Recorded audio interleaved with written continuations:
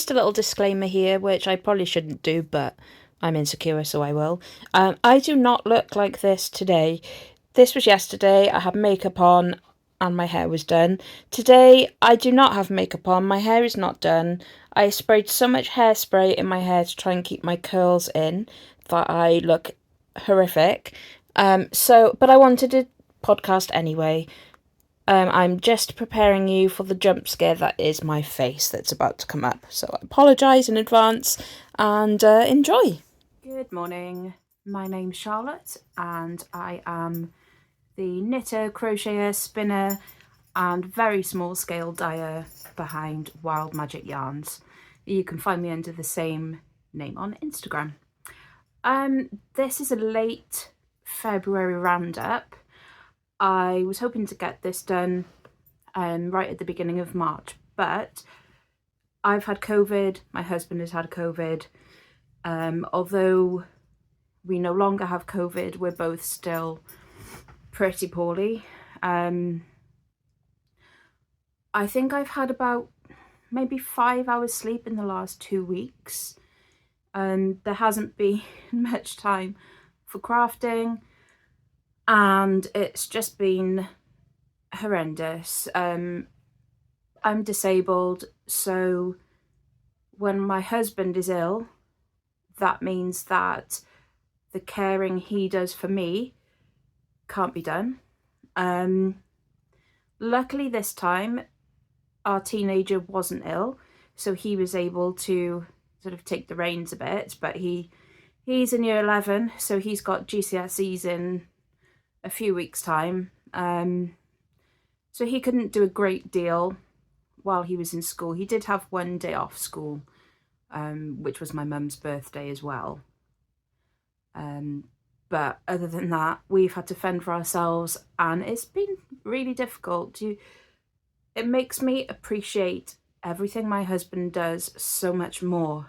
When he's out of action, nothing gets done because I'm permanently out of action. So yeah, just the little things like bringing me my ball winder and my Swift, plugging in my e-spinner, making sure my yarn basket that I work from is next to me, bringing me drinks, you know, making food, going out to the shops. It's all stuff that he does as well as working full time. That keeps the household going, and I work full-time too, but I work from home. So despite being ill and all I wanted to do was sleep and rest. Oh, the dog just sat on the tripod, thank you, Maddie. All I've wanted to do is sleep, rest and recover, but I've had to work. And while I say yeah, I can do it at home from bed, it's still difficult when you're so ill and you're aching from top to toe and you can't breathe and you're coughing, and you know that the medication, strong painkillers aren't great for brain fog, and that's on top of everything else that is wrong with me. It's difficult to work. And my job role's changed a bit too, because I'm primarily a primary school teacher. Had to give that up when I started using a wheelchair because it just wasn't happening. Then I got a job doing curriculum development for a women's domestic abuse charity, which I've been doing for the last 3 years now. But more recently, well, because everything was still in the aftermath of COVID, all our lessons were taught online by tutors, like the Open University kind of thing. Now my organisation is moving back to face-to-face classroom teaching, which is great. A lot of people find they learn better in a classroom, but that meant that my role needed to change because I was solely developing the curriculum. But now we rely on funding from various organisations, Shared Prosperity Fund, National Lottery, etc. and our funding is very specific. So this year we have no funding at all for curriculum development, which, well, I was basically going to be out of a job unless I took on tutoring, which is fine. That's what I do. I'm a teacher. But because I'm disabled, it was difficult for me to be able to go into the classroom. I'm ill a lot, and I probably, well, medically, according to the DWP and, you know, all the organisations, occupational therapy, etc., I'm unfit to work, which makes sense because I'm ill every single day. But I can't not work. When I was at my absolute worst, I did my master's. I just can't imagine not having something to do. Maddie! Not being able to provide for my family. There's so much pressure on my husband as it is, working full-time and being my carer. And we've got a teenager as well, you know, so I need to contribute. If I didn't, I don't know what state my mental health would be in, because I need to, you know, do something to help. So working from home is doable for me. On my worst days, it means I can take things a bit easier. On my better days, it means that my brain is working a bit better. So tutoring is great. I'm really enjoying it. I have quite a lot of students at the moment on my books, because there are quite a lot of students who still want to do online learning, and I can understand that. Obviously, it's really accessible. So, but the issue is that I'm the only tutor now covering online learning. All of the others are out in classrooms. So yeah, it's a lot, and I'm still doing curriculum development as part of my role. Even though we don't have funding for it, the curriculum still needs to be updated, created, improved, etc. So yeah, it's been busy, and having to teach lessons online, even though it's online, I've still had to look presentable and be available for my students, etc., despite having COVID. So it's been a week. Well, it's been 2 weeks. Yeah. But getting there slowly. I mean, you know, when the COVID improved, nothing else improved. So I'm not feeling as bad as I was, but I'm still feeling bad. But that's life. And I'm hoping now that I can get back to some crafting, because I haven't been able to do much at all. So what I will do first is show you my finished objects, because I've waffled on for 8 minutes, which wasn't intentional, sorry. And I haven't actually got many FOs.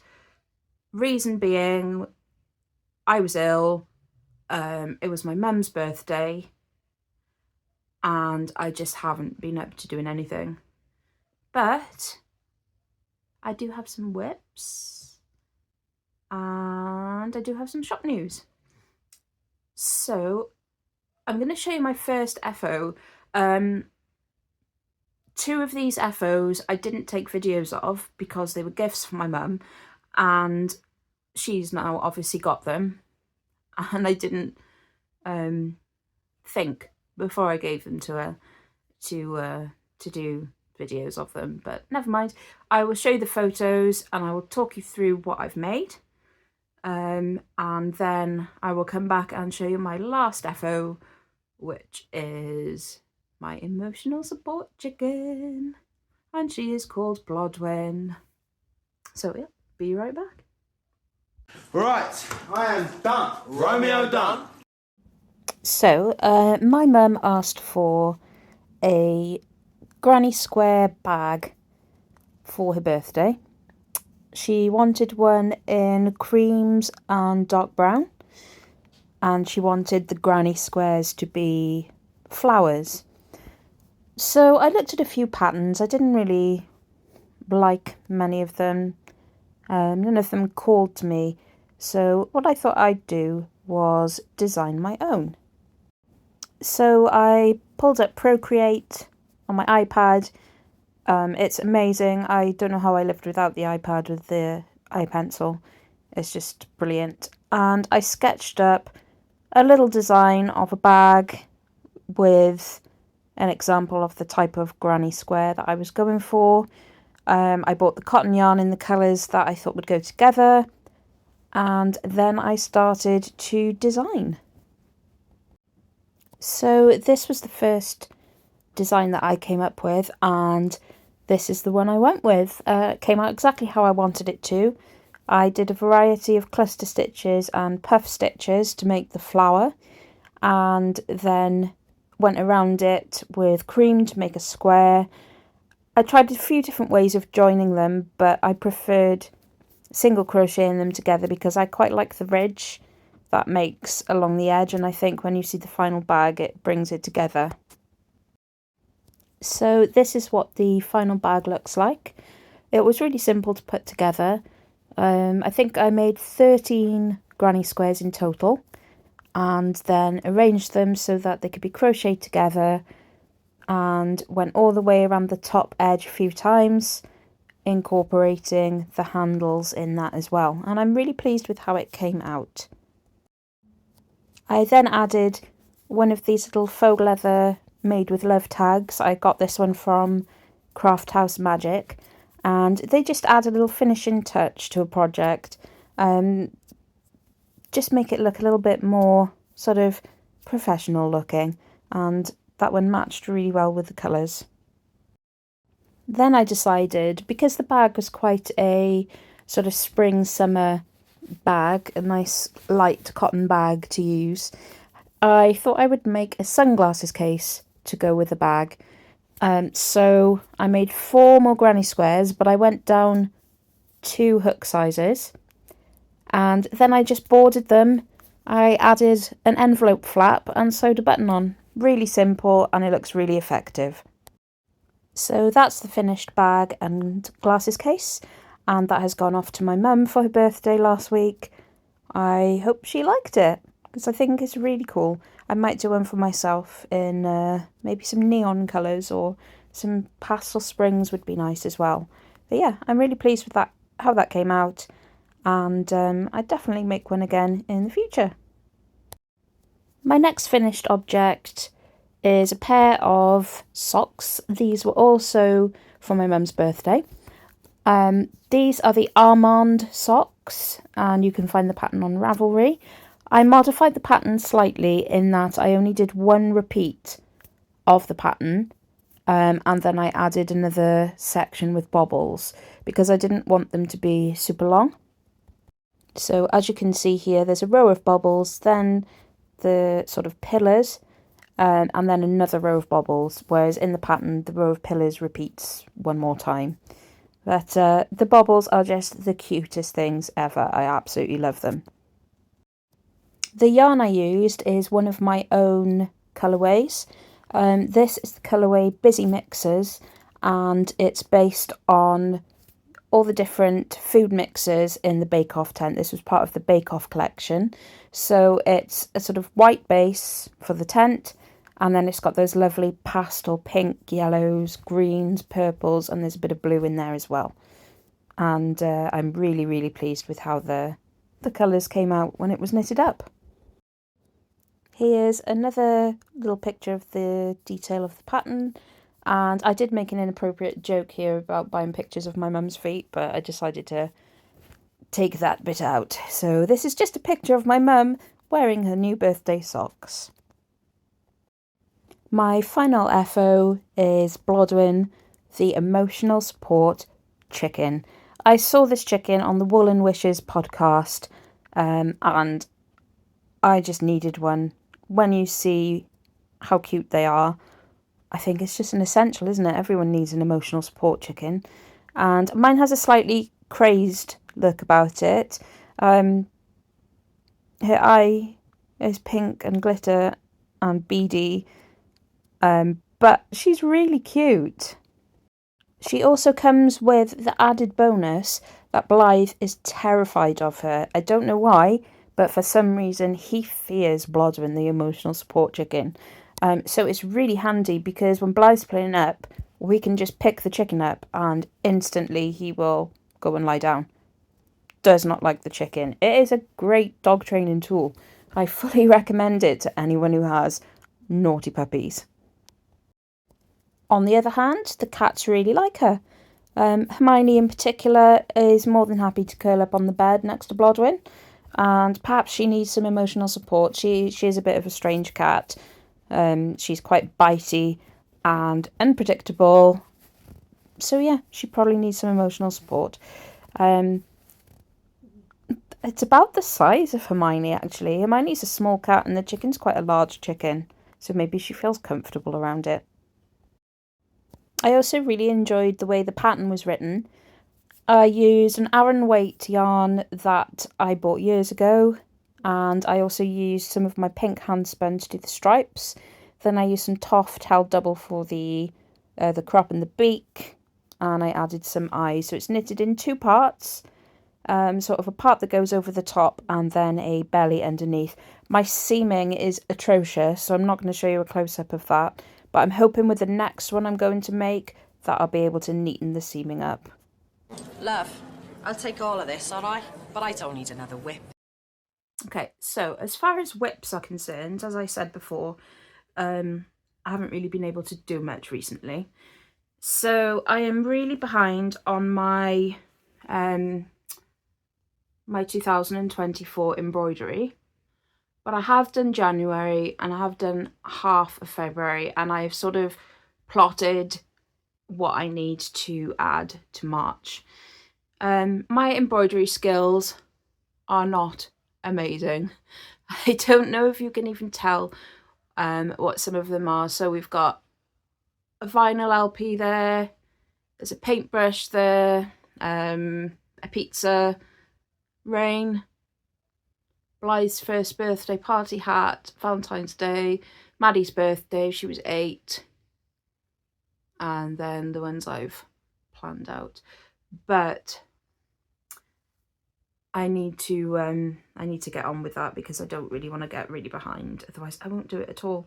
And all those black bits, by the way, are heat erasable pen, so they will be gone at the end of the embroidery. And then I saw that Earth Tones Girl on Instagram is doing a sock knit along and a read along at the same time. Any sock pattern, any yarn, any book. So I bought this book. I don't know if anyone else has watched it on Netflix, but I watched it. Peak illness. I was emotional, cried my eyes out through pretty much the whole thing, and I loved it. So I bought the book, and then I tried to find some yarn that kind of matched the book cover. So this was the closest I had, and this is from Spectrum Fibre. It's really neon. You can tell I was ill because I couldn't get my Swift or ball winder out, so I hand wound it, lying here in bed practically unconscious. So it sort of goes. And I've managed to do one sock.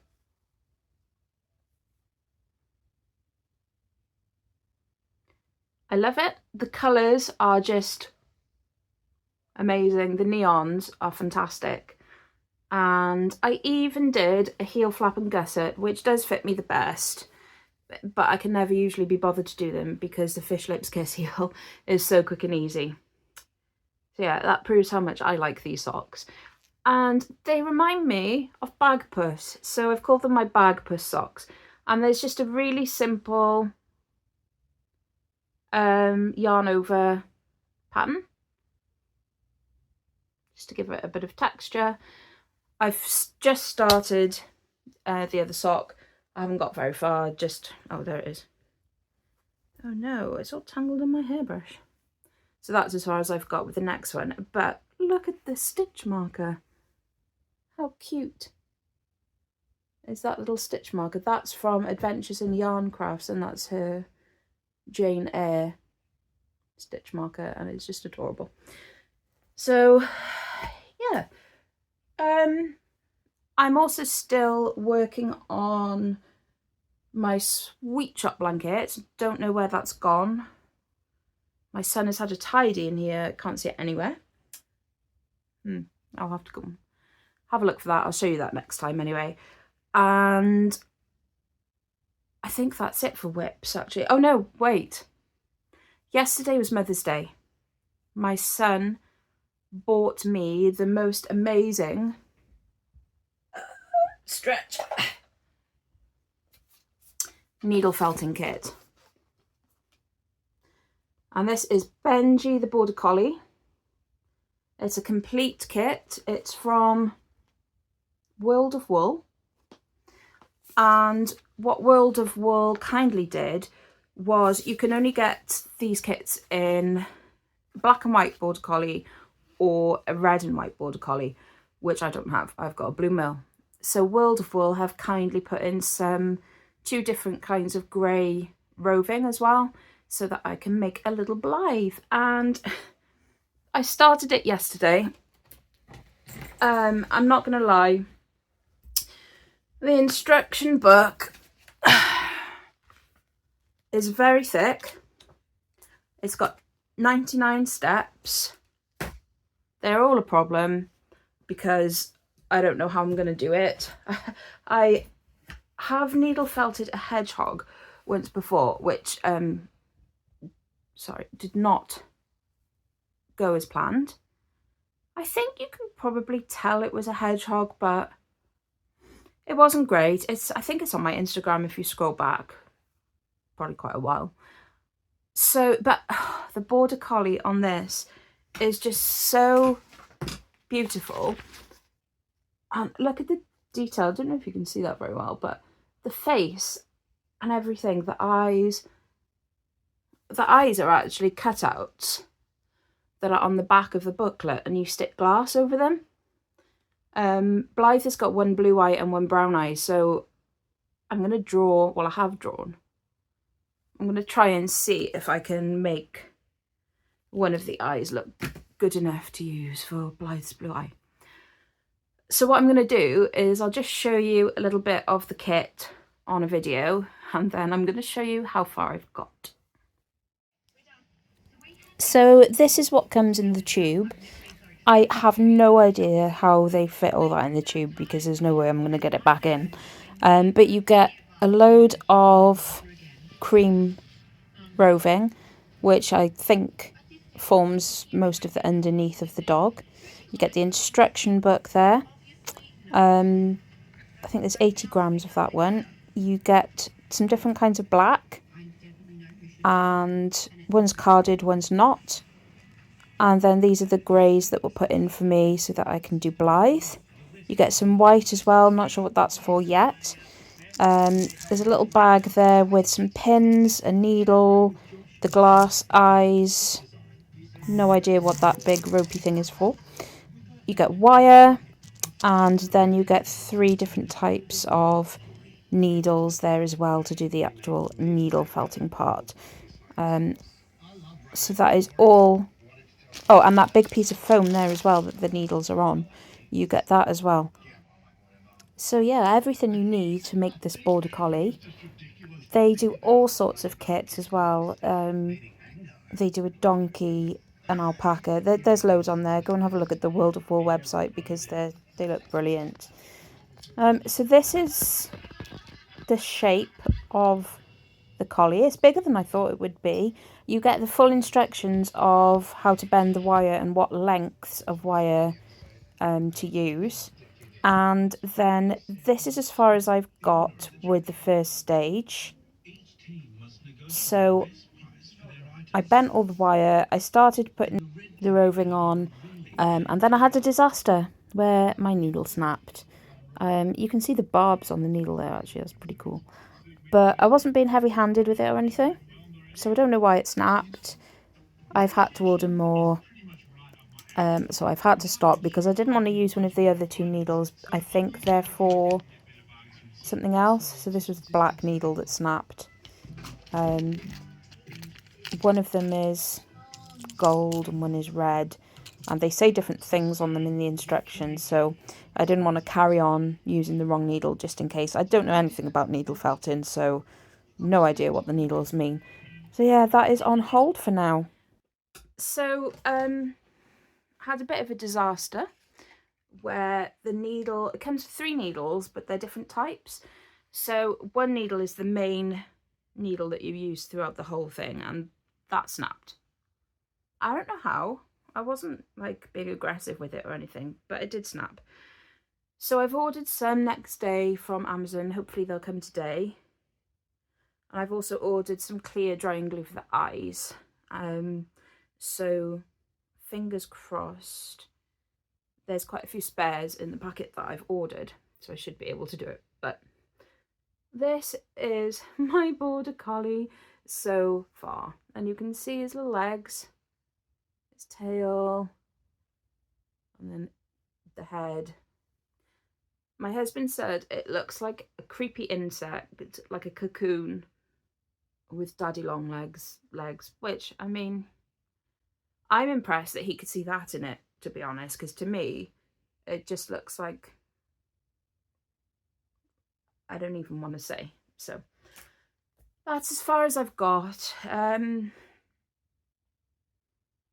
Blythe has already tried to eat it. The cats have already tried to chew the wire.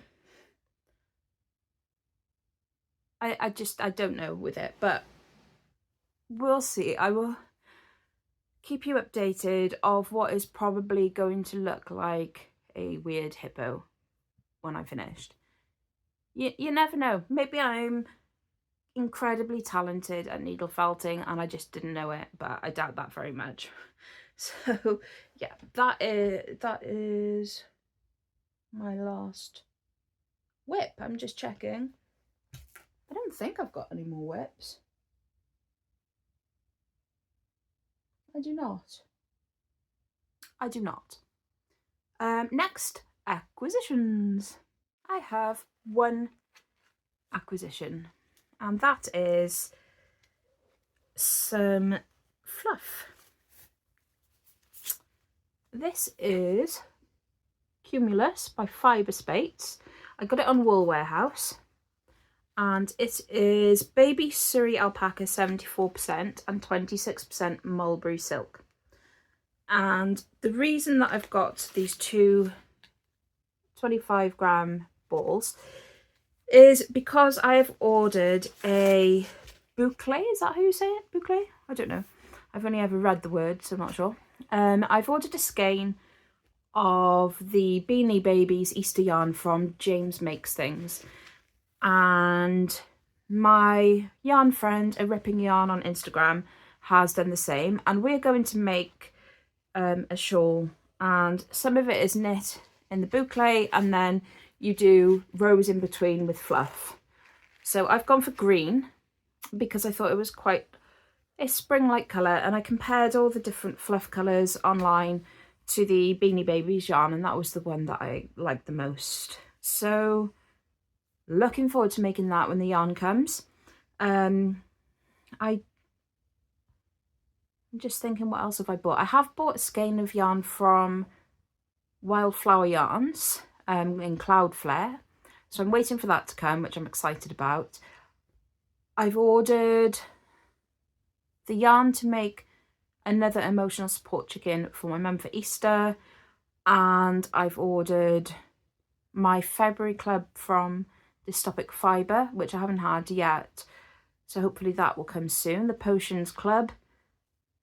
But I think that's all I've got in the wings at the moment. I haven't bought much yarn. I haven't been thinking about buying yarn, to be honest. I need to maybe rectify that at some point, because who doesn't want to buy yarn? Oh no, I know I haven't bought yarn. It's because it was my mum's birthday. First it was Valentine's Day, then it was my mum's birthday, then it was Mother's Day in the same week. A few days before my mum's birthday, she retired, and it's just been a constant month of cards and presents, and none of them were for me. Oh, actually, I did get presents yesterday for Mother's Day, but none of the other ones were for me. So yeah, so hopefully next month I might be able to purchase some yarn. I think that's it for acquisitions. Things I'm looking forward to, other than the knitting the Easter shawl, I don't think there's anything coming up.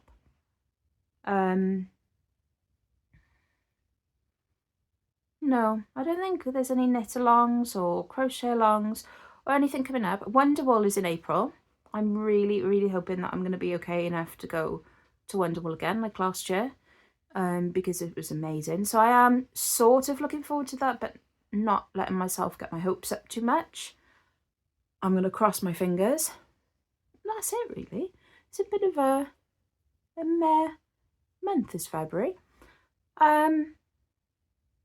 Okay, I'm going to go to shop news. Open it now, this second. Give yourself a little treat.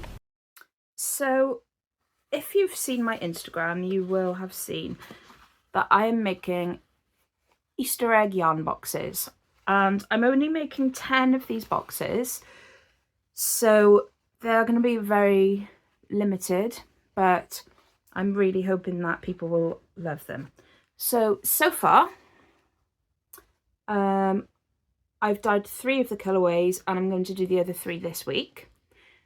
They come with 2 stitch markers. One's an Easter bunny and one is a basket of eggs. And I'm also going to include some Easter chocolate, but the main thing they include, and they'll come packaged like this in a pastel pink egg box. The main thing are yarn eggs. How cute are these? So this is one of the colourways. This is the purple, and it's speckled, it's bright, it's cheerful, there's some neons in there, and it's already wound. And this is the second one. This is the pink. It's got neon speckles and brown speckles. And then we've got the blue.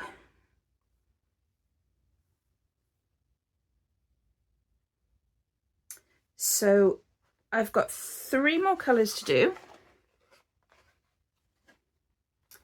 And then they will come in the egg box like that. Aren't they just so cute?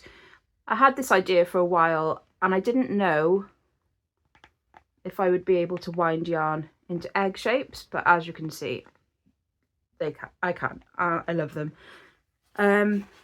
So yeah, each egg is 20 grams of yarn.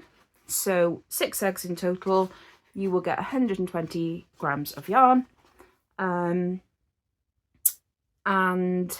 the price of the box with the yarn, stitch markers, I will put in some, I've got Easter egg stickers as well. I'll include some of those that aren't stuck on so you can stick them on things as you please. I'll throw some chocolate in there, and that is going to be £25. So I'm really pleased with them. I'm so happy with how they're working out. Like I say, I've got all of the 3 colours that you can see in the box completely dyed up, ready to go. And we'll be doing the other 3 this week. So watch this space for details of how to order. I'm going to call it there because I've just had such a huge coffee fit. I'm seeing stars, and I made the dog jump so hard she fell off the bed. I'm crying. I have just drunk about 1 gallon of water, and I don't think my voice is going to hold out for much longer. So thank you very much for watching. It's a bit of, I can't even talk. It's a bit of a shorter one today because I haven't really got a great deal to show. I really hope that you like my Easter egg yarn boxes, and I will hopefully be back soon when I'm feeling a bit better for another podcast. The dog's back. She's no longer scared. Thanks for watching. Bye.